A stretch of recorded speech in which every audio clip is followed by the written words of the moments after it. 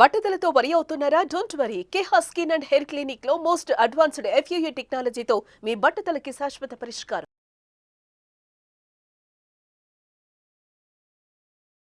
ఇవాళ రేపు ఈ మధ్యకాలంలో మోకాళ్ళ నొప్పులు పెద్దవాళ్ళలో అన్ని రకాల వయసుల్లో కూడాను ఆడవాళ్ళు మగవాళ్ళు అందరిలో మోకాళ్ళ నొప్పులు అనేది ఇది ఒక కామన్ ప్రాబ్లం అయిపోయిందండి. ఇది ఎందుకు వస్తుంది? ఇది ఆహారం ద్వారా వద్దా లేకపోతే మిగతా దీనిలో ఉన్న వస్తుందా అన్నది ఒక పెద్ద సమస్య. నేను చెప్పేది ఏంటంటే రెండూను, ఒకటి ఆహారంలో తేడా ఉంది, ప్లస్ మనం చేసే వ్యాయామంలో కూడా తేడా ఉంది. ఈ రెండూ కలిపి సమతులితంగా మనం బ్యాలెన్స్ చేయగలిగితే డెఫినెట్గా ఈ మోకాళ్ళ నొప్పులు చాలా తగ్గుతాయి, ఎక్కువ రావు. ఇంకొకటి ఏంటంటే జాయింట్ పెయిన్స్, మోకాళ్ళు అవి బాగా ఉండాలి, ఆరోగ్యకరంగా ఉండాలంటే మనకి బోన్స్ చాలా ఆరోగ్యకరంగా ఉండాలి. ఈ ఎముకలు గట్టిగా ఉండి ఆరోగ్యకరంగా ఉండాలనుకుంటే మనకి కావాల్సింది వైటమిన్ డి, కాల్షియము. ఈ రెండు మన ఆహారంలో ఎక్కువగా రావాలి.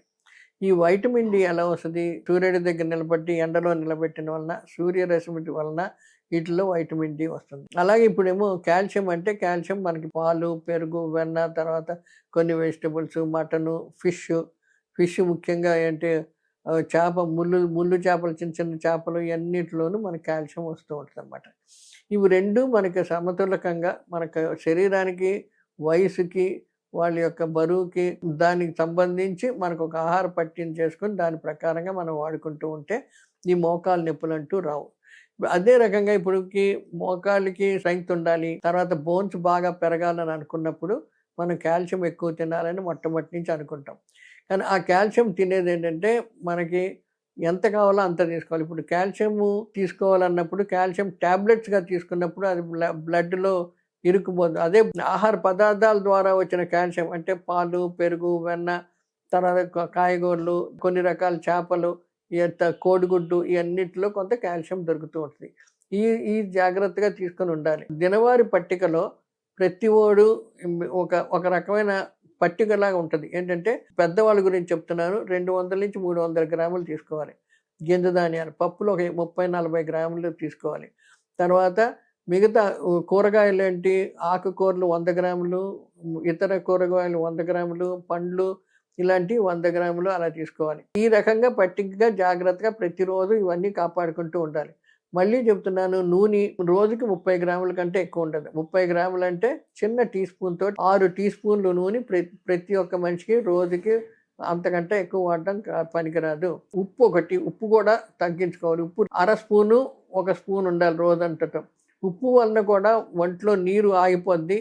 ఆ బాడీలో వాటర్ ఇదైపోవడం వలన మనిషి చాలా బరువు అయిపోతూ ఉంటారు. దానివల్ల ఆ బరువు ఎక్కువైపోయినప్పుడు, పైన బరువు ఎక్కువైనప్పుడు మోకాల మీద స్ట్రెంగ్త్ పడి దానివల్ల చాలా మోకాలు నొప్పులు ఎక్కువ వస్తూ ఉంటాయి అన్నమాట. ఆహారంలో వచ్చిన కాల్షియము చాలా మటుకు మంచిదే. అది కొంత మటుకు పోవచ్చు, కొంత మట్టుకు అబ్జార్బ్ అవ్వచ్చు. కాల్షియం ట్యాబ్లెట్స్గా వేసుకున్నాయి మటుకు మనకు కావాల్సినంతే బాడీ అబ్జార్బ్ చేస్తే, మిగతాదంటాను అది బయటికి పోదు. అవన్నీ ఏంటంటే జాయింట్స్ దగ్గర డిపాజిట్ అయిపోయి ఈజీగా ఫ్రాక్చర్స్ అవ్వడం, ఈ మోకాలు నొప్పులు, జాయింట్ పెయిన్స్ ఇవన్నీ చాలా ఎక్కువ అవుతూ ఉంటాయి అన్నమాట. కాల్షియం బయటికి వెళ్ళే విధానం చాలా తక్కువ, లేదు, ఏ రకంగా పోలేదు. అందుకని అది మన బాడీలోనే బిల్డప్ అయిపోతుంది. కాబట్టి ఈ సమతులిత ఆహారంలో మనం జాగ్రత్తగా పట్టుకొని జాగ్రత్త ప్లాన్ చేసుకొని చూసుకోవాలి. ఈ నూనె, నెయ్యి ఇటువంటివన్నీ బాగా తగ్గించుకోవాలి. పెద్దవాళ్ళు చాలా తగ్గించాలి. చిన్నపిల్లలు ఒకవేళ తీసుకున్నా దాని తగ్గంత వ్యాయామం చేయాలి. కొంతమంది వ్యాయామం చేసేవాళ్ళు కూడాను ఒక వారం రోజులు చాలా హెవీ ఎక్సర్సైజెస్ చేసేస్తారు, 2-3 నెలలు మానేస్తారు. సో దాంతో ఏమైపోద్ది, బాడీ చాలా స్ట్రెయిన్ చేసేసి మళ్ళీ ఎప్పుడైతే చేశారో టక్మని మళ్ళీ బాడీ వెయిట్ పెరిగిపోతూ ఉంటుంది అన్నమాట. ఇలాగే లావ్ అయిపోతూ ఉంటారు. ఈ సమస్య ఏంటంటే ఇర్రెగ్యులర్ టైమింగ్స్, తర్వాత ఇర్రెగ్యులర్గా ఒక పట్టికగా లేకుండా చేసే ఈ వ్యాయామం, తినడం, తినే టైమింగ్స్, ఇవన్నిటి వలన మన శరీరం యొక్క ఆరోగ్యం, వాటి యొక్క శరీర స్థితిని మార్చేస్తూ ఉంటుంది. ఇలా జాగ్రత్తగా పెట్టుకొని ఆలోచించుకొని తినడం మంచిది. ఇంకొకటి, ఇప్పుడు ఈ మోకాలు నొప్పులకి వైటమిన్ డి కూడా అవసరం. ఈ వైటమిన్ డి అబ్జార్బ్ కావాలంటే కాల్షియం కావాలి. ఈ వైటమిన్ డి, కాల్షియం రెండు ఒకటే టైంలో ఉంటేనే బోన్ హెల్త్ బాగుంటుంది.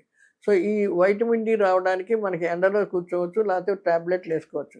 ఇది మటుకు ఎప్పుడు డాక్టర్స్ ప్రిస్క్రిప్షన్ మీదే వేసుకోవాలి. వైటమిన్ డి అనేది కొవ్వులో కరిగే వైటమిన్ కాబట్టి అది మామూలుగా యూరిన్లో కానీ టూల్స్లో కానీ పోదు, అది ఎక్సెస్ బయటికి పోదు, అది బాడీలోనే ఉండిపోతూ ఉంటుంది కాబట్టి అది చాలా ఒక టాక్సిసిటీ, అంటే దాని యొక్క వలన చాలా ఇతర ప్రమాదాలు రావచ్చు. కాబట్టి వైటమిన్ డి వేసుకున్నప్పుడు డాక్టర్ ప్రిస్క్రిప్షన్ తోటి ఎంత వేసుకోవాలో ఎన్ని రోజులు వేసుకోవాలో అంతే వాడుకోవాలి.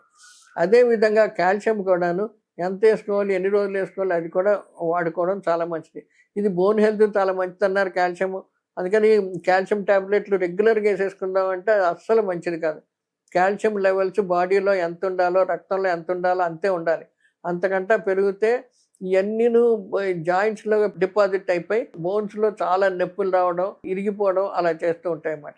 ఈ రెండు చాలా జాగ్రత్తగా వాడుకోవడం చాలా మంచిది. మళ్ళీ చెప్తున్నాను, ఆకుకూరలు కంపల్సరీ రోజుకి ఒక 100 గ్రాములు కంపల్సరీ తీసుకోవాలి. ఇందులో మినరల్స్ వస్తాయి, కొంత కాల్షియం, తర్వాత పాలు పెరుగు వెన్న ఇట్లన్నిటిలో కాల్షియం ఉంది.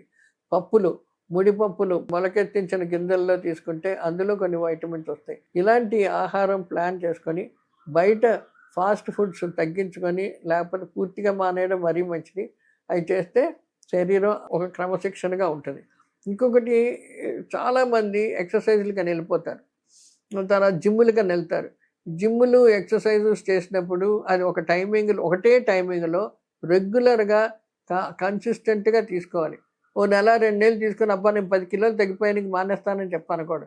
అంత సడన్గా 10 కిలోలు తగ్గవలసిన అవసరం లేదు.